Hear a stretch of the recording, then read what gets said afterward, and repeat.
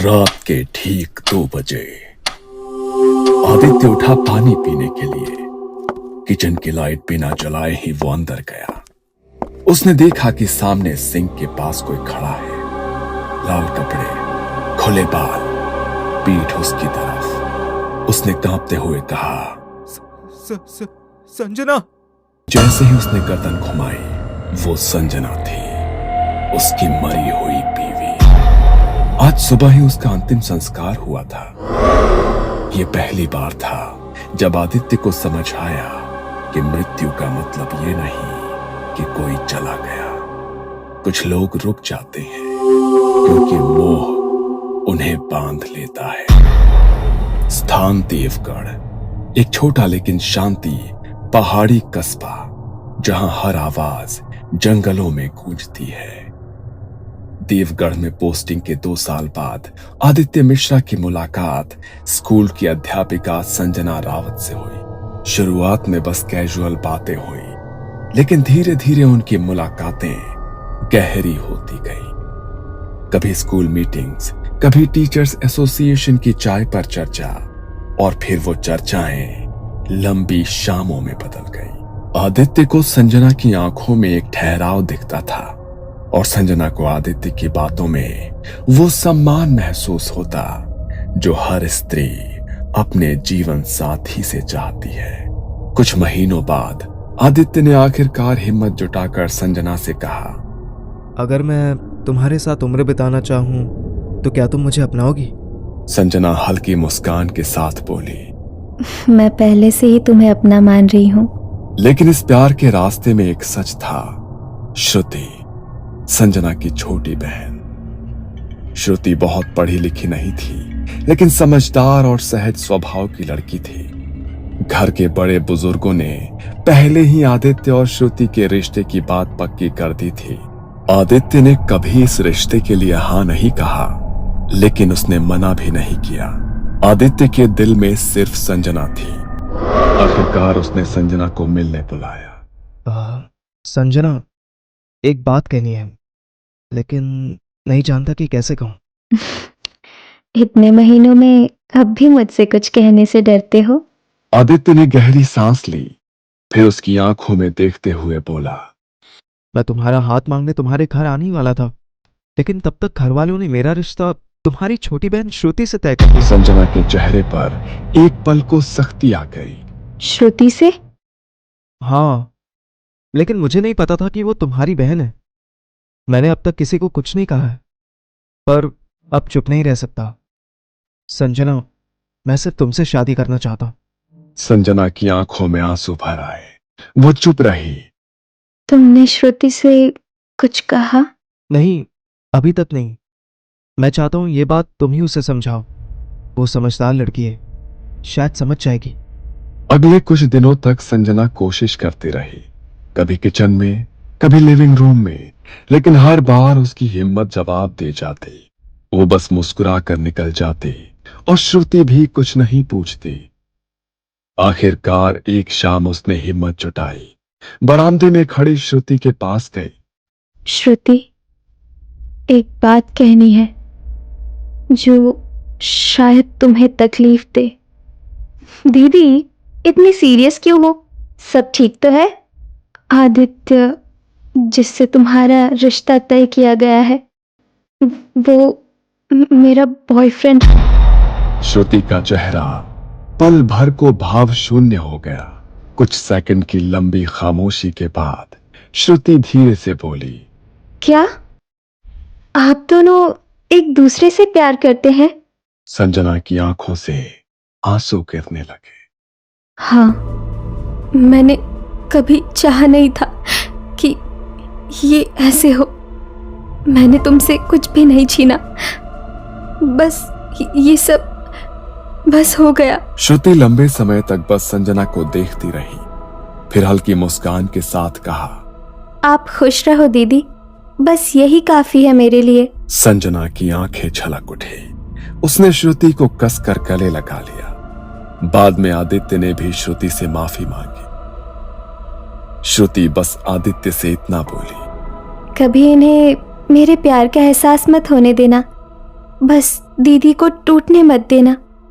3 साल बाद एक नींद जिससे वो कभी जागी नहीं। संजना और आदित्य की शादी को 3 साल ही हुए थे। प्यार वैसा ही था। रोज सुबह आदित्य चाय बनाता, संजना बालों में फूल लगाकर उसे तंग करती और रात को दोनों एक साथ बैठकर पुरानी बातें करते। पर सब कुछ एक रात में बदल गया। एक रात संजना ने कहा, दिल भारी सा लग रहा है आज, कुछ ठीक नहीं लग रहा। अचानक सीने में दर्द उठा। अस्पताल ले जाया गया, पर डॉक्टर ने सिर झुका लिया। Heart failure. उस रात आदित्य की दुनिया बदल गई। उसके दिल की धड़कन रुक गई। गांव के शमशान घाट में अगली सुबह संजना का अंतिम संस्कार किया गया। संजना को शादी के जोड़े में विदा कर दिया। उसका चेहरा शांत था, लेकिन उसकी आंखें खुली थीं। पंडित ने कई बार मंत्र पढ़े, लकड़ियां डाली और आदित्य ने अग्नि दी। पर जैसे ही आग जलने लगी, साथ साथ धुआं भी उठता रहा, पर शरीर भस्म नहीं हो रहा। चिता पूरी तरह भड़कने के बजाय बस धीमे धीमे सुलग रही थी। लोगों के बीच फुसफुसाहट हुई, ये शरीर त्यागना नहीं चाहती, ये आत्मा मोह से फंसी है, ये जाना नहीं चाहती। आदित्य ने यह सुना, लेकिन उसकी हालत ऐसी थी कि शब्द उसके कानों में घुलते ही खो गए। बस एक अजीब सा बोझ उसके सीने में बैठ गया। उस रात आदित्य अकेले घर लौटा। घर में एक अजीब सा सन्नाटा था। बीच रात वो किचन में पानी लेने गया। खिड़की से आती चांद की रोशनी में उसने यही देखा कि वो खड़ी थी। लाल साड़ी, खुले बाल, हाथों में वही चूड़ियां, चेहरा अधभरा धुंध में। लेकिन वो पहचान गया। आदित्य का गला सूख गया। संजना, उसके होठ थोड़े हिले, जैसे वो मुस्कुराई हो, और फिर अंधेरे में समा गई। इसके बाद आदित्य को नींद नहीं आई। वो बिस्तर पर लेटा तो जरूर, लेकिन दिमाग उसी किचन के दरवाजे पर अटका था। आदित्य सोच रहा था, क्या सच में मैंने उसे देखा? ये मेरे दिमाग का खेल है। उस रात में कई बार उसने उठकर किचन में जाकर देखा। हर बार बस खालीपन था। सिर्फ फ्रिज की धीमी आवाज और घड़ी की टिक टिक। सुबह होते ही उसने श्रुति को फोन किया। आवाज में घबराहट और अकेलापन साफ झलक रहा था। श्रुति, कल रात मुझे लगा जैसे मैंने संजना को देखा। जीजू, आपको अकेलेपन में परेशान कर दिया है, मैं आ रही हूँ। उस दिन के बाद से श्रुति अक्सर उससे मिलने आने लगी। कभी कुछ खाने का बहाना, तो कभी पुरानी बातें करने का। कई बार वो देर तक बैठी रहती, और कई रातें ऐसी भी थी जब वो वहीं रुक जाती। धीरे धीरे उनकी बातचीत गहरी होने लगी। कभी हंसी तो कभी चुप्पी, कभी बस एक दूसरे को देखना, जैसे कोई नया रिश्ता बनने को तैयार हो। लेकिन दोनों को ये एहसास नहीं था कि जिस घर में वो करीब आ रहे थे, वहां कोई और भी मौजूद था। कोई जो ये सब कुछ देख रहा था। संजना के जाने के बाद आदित्य का अकेलापन अब सबके सामने साफ दिखने लगा था। श्रुति अक्सर उससे मिलने आती, उसके लिए खाना बनाती, घर साफ करती। जब कभी आदित्य कहता, आज रुक जाओ, घर लौटने में देर हो जाएगी, तो श्रुति घर वालों को फोन करके कह देती। आज मैं यहाँ रुक जाऊंगी। धीरे धीरे दोनों की ये मुलाकातें घर और गली में चर्चा का विषय बनने लगी। लोग कहते, शायद दोनों एक दूसरे में सहारा ढूंढ रहे हैं। ये बात दोनों परिवारों तक पहुंची। उन्होंने सोचा कि सही समय आने पर इनसे शादी की बात कर ली जाए।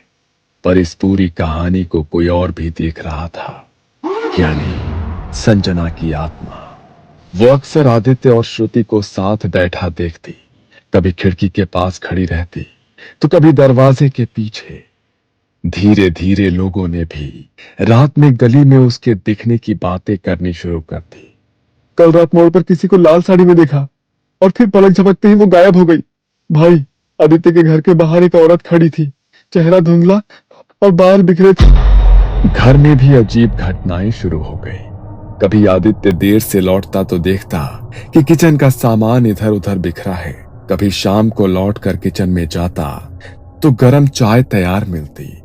वो सोचता शायद श्रुति आई होगी और बनाकर गई होगी। लेकिन कई बार तो ऐसा तब भी हुआ जब श्रुति आई ही नहीं थी। एक शाम जब आदित्य घर लौटा तब श्रुति किचन में चाय बना रही है।